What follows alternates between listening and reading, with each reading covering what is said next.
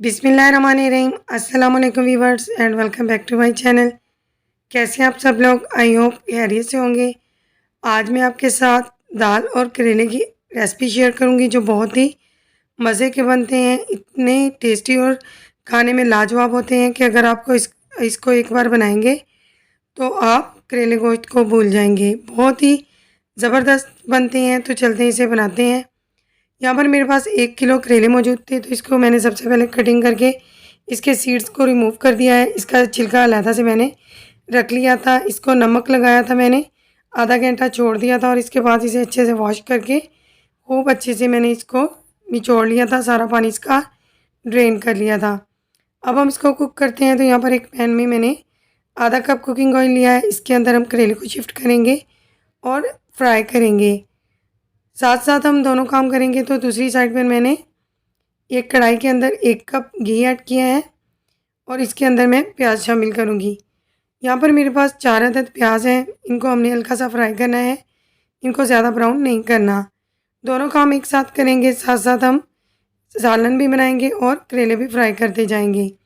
करेले को चम्मच हिलाते रहना है और हमने फ्राई करते रहना है जब तक इसका कलर जो है वो चेंज ना हो जाए।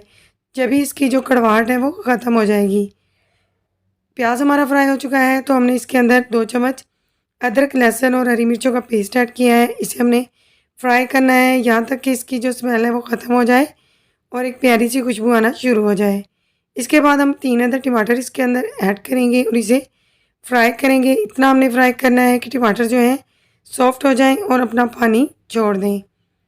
अब हम इसके बाद इसके अंदर स्पाइसेस ऐड करेंगे। तो 1 चम्मच हल्दी पाउडर ऐड किया है मैंने, 1 चम्मच सुर्ख मिर्चों का पाउडर ऐड किया है, आधा चम्मच मैंने नमक ऐड किया है क्योंकि मैंने करेले को भी नमक लगाया था और दाल जो है हमने वो भी नमक डालकर ही बॉईल की है, तो बाद में नमक एडजस्ट कर लेंगे। यहाँ पर करेले हमारे फ्राई हो चुके हैं तो इसे एक प्लेट के अंदर शिफ्ट कर लेंगे और इसके बाद इसी ऑयल के अंदर करेले का छिलका ऐड करेंगे और इसे भी हम इसी तरह से ब्राउन सा कर लेंगे और इसके बाद सालन में दोनों चीज़ें ऐड करेंगे।